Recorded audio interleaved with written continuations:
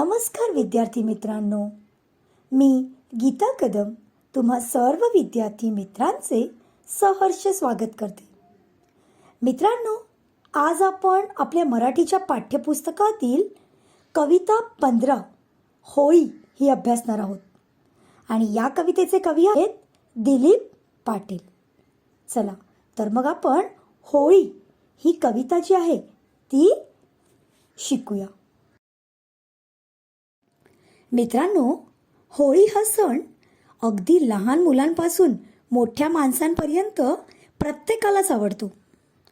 हा हिंदू सण असून फाल्गुन पौर्णिमेला संपूर्ण भारतामध्ये मोठ्या उत्साहाने साजरा केला जातो. होळीला आपण होळी पौर्णिमा किंवा शिमगा असे देखील म्हणतो. या दिवशी वेगवेगळ्या गावी संपूर्ण गावकरी मिळून एकच होळी पेटवतात. पारंपरिक पद्धतीने होळीचे पूजन करतात. होळीला नारळ अर्पण करून नैवेद्य देखील दाखवतात. महाराष्ट्रामध्ये पुरणपोळीचा नैवेद्य दाखवण्याची पद्धत आहे. पुरणपोळी आम्हाला फारच आवडते, हो की नाही? मग ही पुरणपोळी या होळीच्या दिवशी आपल्या महाराष्ट्रामध्ये जास्तीत जास्त घरांमध्ये बनविली जाते. आता होळी प्रज्वलित झाल्यानंतर म्हणजे होळी पेटवल्यानंतर लोक त्याच्याभोवती प्रदक्षिणा देखील घालतात. आणि या होळीत जे अमंगल आहे ते सर्व जाळून त्याचा नाश करायचा आणि ज्या चांगल्या गोष्टी आहेत त्याचा स्वीकार करायचा, हा संदेश या होळीच्या माध्यमातून आपणास दिला गेला आहे. आता होळीच्या नंतर दुसऱ्या दिवशी म्हणजेच फाल्गुन कृष्ण पंचमीच्या दिवशी रंगपंचमी साजरी केली जाते. एकमेकांना रंग लावून हा सण आपण साजरा करतो. आणि त्या सणाच्या वेळी जो आनंद असतो तो काही औरच म्हणावा लागेल. तर अशा या होळी सणाविषयी आज आपण आपल्या कवितेच्या माध्यमातून जाणून घेणार आहोत. होळी कशी साजरी करावी असे आपल्याला या कवितेच्या माध्यमातून कवी दिलीप पाटील यांनी सांगितले आहे. चला तर मग कवितेला सुरुवात करूया. चला, मी कवितेचे वाचन करते, तुम्ही लक्ष द्या. होळी आली होळी, खावी पुरणाची पोळी. झाडे फांद्या तोडू नका, केर कचरा खड्ड्यात टाका. होळी आली होळी, भरा सद्गुणांची झोळी. अनिष्ट रूढी प्रथांची बांधू होळीसाठी मोळी. होळी आली होळी, ठेवू पर्यावरणाचे भान. नका तोडू वृक्षराजी, घ्यावी आज अशी आण. होळी आली होळी, पळून गेली दूर थंडी. ऊन आत लागलंय वाढू, काढा कपाटातून बंडी. होळीचा हा सण असा, जो कोणी साजरा करेल. निसर्ग राजा त्याच्या घरी, स्वतः येऊन पाणी भरेल. आणि कवी आहेत दिलीप पाटील. आता या कथेचे स्पष्टीकरण पाहूया. चला तर मग आपण कवितेला सुरुवात करूया. पहिलं कडवं पहा. होळी आली होळी, खावी पुरणाची पोळी. झाडे फांद्या तोडू नका, केर कचरा खड्ड्यात टाका. बघा मुलांनो, कवी इथे म्हणतायत की होळी आली होळी, खावी पुरणाची पोळी. होळीसाठी आपण आपला सर्वांचा आवडता पदार्थ तो म्हणजे पुरणपोळी. ही पुरणपोळी आपण बनवतो. आणि होळी आपण कशी साजरी करतो तर आपण एक खड्डा खणून त्यात झाडे फांद्या तोडून आजूबाजूला गवत वगैरे सुके गवत लावून आपण काय करतो, होळी पेटवतो. म्हणजे झाडे फांद्या तोडून आपण पर्यावरणाचा ऱ्हास करतो, इथे नाश करतो आहे.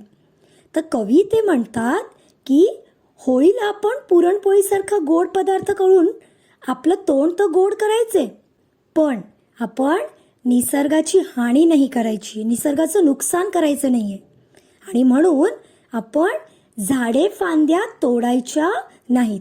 कवी इथे आपल्याला सांगतायत की झाडे फांद्या तोडू नका, म्हणजे ट्रीज आणि फांद्या म्हणजे ब्रांचेस हे आपण तोडायचं नाही. तर होळीच्या खड्ड्यामध्ये आपल्याला काय करायचं आहे? आपल्या आजूबाजूचा जो केर कचरा आहे तो टाकायचा आहे. ओके, आपल्या आजूबाजूचा जो कचरा आहे तो होळीच्या खड्ड्यात टाका. आणि ही जी पर्यावरणातील जी घाण आहे ती आपण या होळीमध्ये काय करायची आहे? जाळून टाकायची आहे. आता पुढचं कडवं पहा. होळी आली होळी भरा सद्गुणांची झोळी, अनिष्ट रूढी प्रथांची हो बांधू होळीसाठी मोळी. बघा, पुढे कवी म्हणतात की होळी आली होळी भरा सद्गुणांची झोळी. सद्गुण म्हणजे चांगले गुण. सद्गुण म्हणजे चांगले गुण, गुड क्वालिटीज.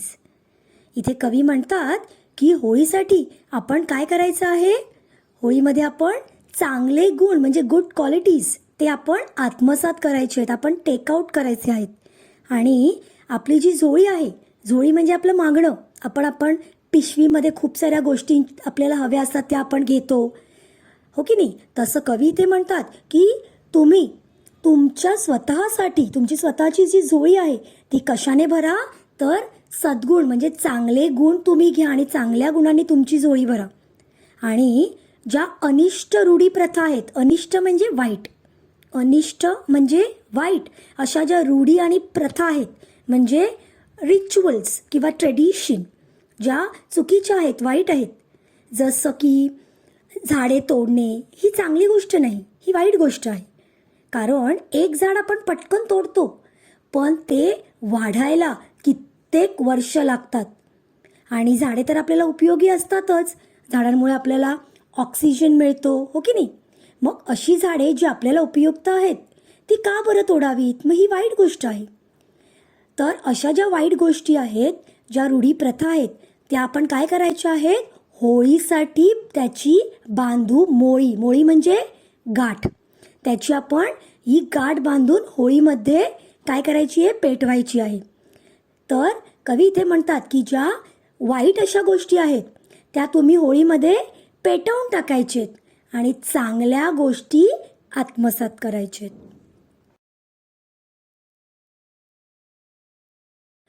पुढे कवी म्हणतात, होळी आली होळी ठेवू पर्यावरणाचे भान, नका तोडू वृक्षराजी घ्यावी आज अशी आण.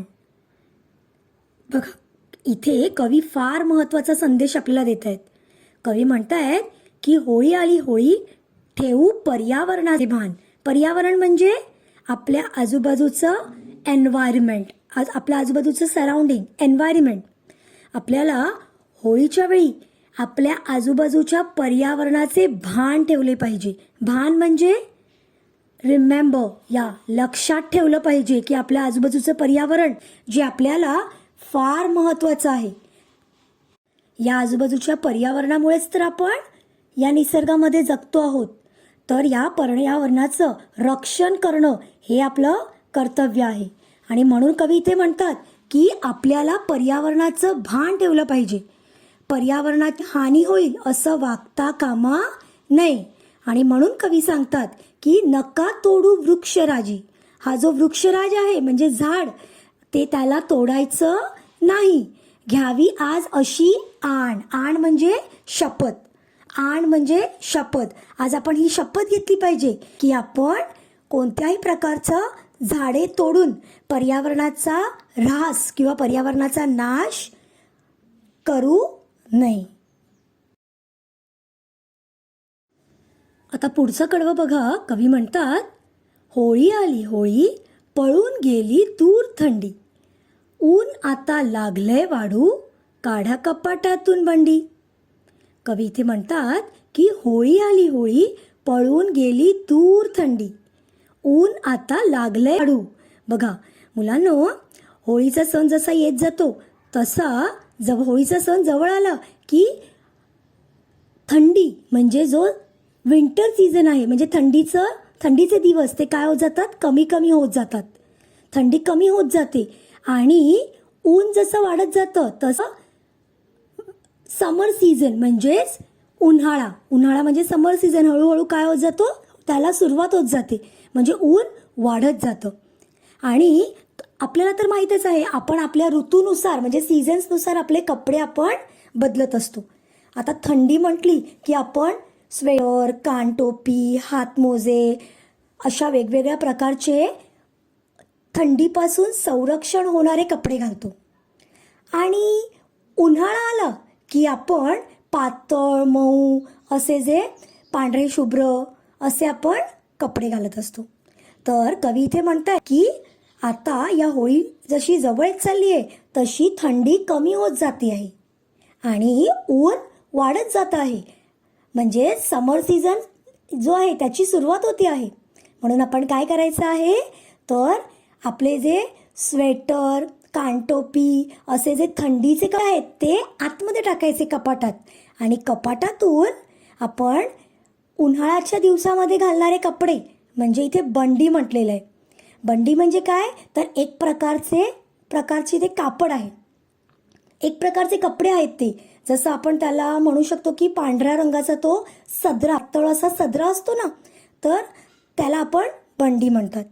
तर अशा प्रकारची जी बंडी आहे ती आता आपल्याला कपाटातून काढायची आहे, कारण आता ऊन वाढत चाललेलं आहे.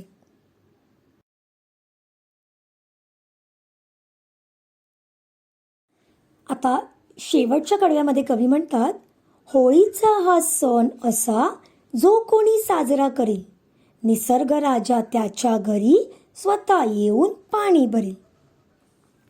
बघा विद्यार्थी मित्रांनो, कवीने आपल्याला या कवितेच्या माध्यमातून सांगितले आहे की होळीचा सण कसा साजरा करायचा. तर कवीने म्हटलेलं आहे की होळीच्या सणाला आपण झाडे फांद्या तोडायच्या नाहीत आणि आजूबाजूचा जो केर कचरा आहे तो या होळीच्या खड्ड्यामध्ये टाकायचा आहे.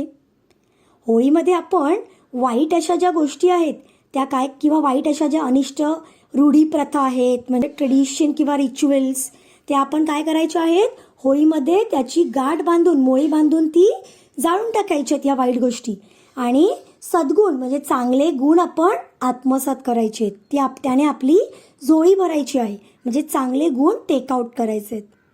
कवीने म्हटलेलं आहे की पर्यावरणाचं भान ठेवून पर्यावरणाचं रक्षण करणं ही आपली जबाबदारी आपल्याला पार पाडायची आहे, आणि त्यासाठी आपल्याला झाडे, फांद्या किंवा वृक्ष तोडायची नाही अशी शपथ आज आपल्याला या होळीच्या दिवशी घ्यायची आहे. तर कवी म्हणतात की अशा पद्धतीने होळीचा सण जो साजरा करील, निसर्ग राजा त्याच्या घरी स्वतः येऊन पाणी भरेल. निसर्ग राजा म्हणजे आपल्या आजूबाजूचं परिसर, आपल्या आजूबाजूचा नेचर. हा जो निसर्ग राजा आहे तो काय करणार आहे, आपल्या घरी स्वतः पाणी भरेल. पाणी भरणे हा वाक्प्रचार आहे. पाणी भरणे म्हणजे मदत करणे, पाणी भरणे म्हणजे मदत करणे. कवीने सांगितल्याप्रमाणे जर आपण पर्यावरणाचे भान ठेवून होळीचा सण साजरा केला, म्हणजेच आपण पर्यावरणाचा ऱ्हास न करता, म्हणजे पर्यावरण नष्ट न करा, आपण पर्यावरणाचं रक्षण केलं, तर हा जो निसर्ग राजा आहे, हा जो पर्यावरणाचा राजा, हा जो आपला निसर्ग आहे, तो काय करणार आहे, आपल्या घरी स्वतः पाणी भरेल, म्हणजे तो आपल्याला मदत करेल. कविते म्हटलंय कवीने की आपण जर पर्यावरणाची मदत केली तर पर्यावरण देखील आपलं रक्षण करेल, आपल्याला मदत करेल. तर मुलांनो, इथे ही कविता पूर्ण झाली. होळी आली होळी या कवितेच्या माध्यमातून कवी दिलीप पाटील यांनी फार महत्त्वाचा असा संदेश आपल्याला दिला आहे. बघा मुलांनो, होळी हा सण आपण का साजरा करतो, तर या दिवशी होलिका नावाची जी राक्षसीन आहेत, या राक्षसींचा देवाने काय केला, तिला जाळून या वाईट अशा दुष्ट प्रवृत्तीचा नाश केला होता आणि भक्त प्रल्हाद याचा जीव वाचवला होता. तर इथे कवी आपल्याला हेच सांगतायत की होळी आपण का साजरी करतो, तर वाईट गोष्टीचा नाश करून चांगल्या गोष्टी आत्मसात करण्यासाठी. आपण देखील याचे भान ठेवले पाहिजे की होळीच्या सणाला आपण वाईट आपल्या आजूबाजूच्या पर्यावरणातील ज्या वाईट गोष्टी आहेत, अनिष्ट म्हणजे वाईट अशा ज्या प्रथा, रिच्युअल्स वगैरे आहेत, ट्रेडिशन्स आहेत, ज्या चुकीच्या आहेत, वाईट आहेत, ओके, त्याचा आपण नाश केला पाहिजे. आजूबाजूचा जो पर्यावरण आहे त्या पर्यावरणातील जी घाण आहे, केर कचरा आहे, तो होळीच्या खड्ड्यात टाकला पाहिजे. झाडं फांद्या तोडण्यापेक्षा जर केर कचरा आपल्या खड्ड्यात आपण होळीच्या खड्ड्यात टाकला तर आपल्या पर्यावरणाचं काय होणार आहे, त्यामुळे रक्षणच होणार आहे, पर्यावरण स्वच्छ राहणार आहे. आणि म्हणूनच कवी म्हणतात की अशा पद्धतीने या ज्या वाईट गोष्टी आहेत त्या होळीमध्ये तुम्ही टाका आणि त्या जाळा, आणि ज्या चांगल्या गोष्टी आहेत त्या तुम्ही आत्मसात करा, त्या घ्या. तर मुलांनो, मला खात्री आहे की तुम्हाला ही कविता नक्की समजली असेल आणि तुम्ही देखील आता होळीच्या सणाला अशाच पद्धतीने निसर्गाची हानी न करता निसर्गाचे रक्षण करण्यासाठी तुम्ही झाडे फांद्या तोडणार नाहीत. आणि जर आपल्या आजूबाजूला कोणी झाडे फांद्या तोडत असतील तर त्यांना देखील तुम्ही नक्कीच ही गोष्ट समजावून सांगा. त्यामुळे एक चांगले आनंदी जीवन आपण सर्वजण नक्कीच जगू. मुलांनो, आता जर आपण या कवितेच्या स्वाध्यायाकडे वळूया. पहिला प्रश्न आहे, 1-2 शब्दात उत्तरे लिहा. पहिला आहे, होळीला करायचा गोड पदार्थ कोणता? बरोबर, पुरणपोळी. आणि दुसरा आहे, केर कचरा टाकायचे ठिकाण. होळीला आपण केर कचरा कुठे टाकतो? खड्ड्यात. उत्तर आहे खड्ड्यात. आता पुढे बघा दुसरा प्रश्न, होळी हा सण फाल्गुन या महिन्यात येतो. त्याचप्रमाणे खालील तक्ता दिनदर्शिक पाहून पूर्ण करा. म्हणजे मराठी महिन्यानुसार हे जे सण दिलेले आहेत खाली ते कोणत्या महिन्यात येतात हे तुम्हाला सांगायचे. पहिला आहे दसरा. दसरा कोणत्या मराठी महिन्यात येतो? आश्विन.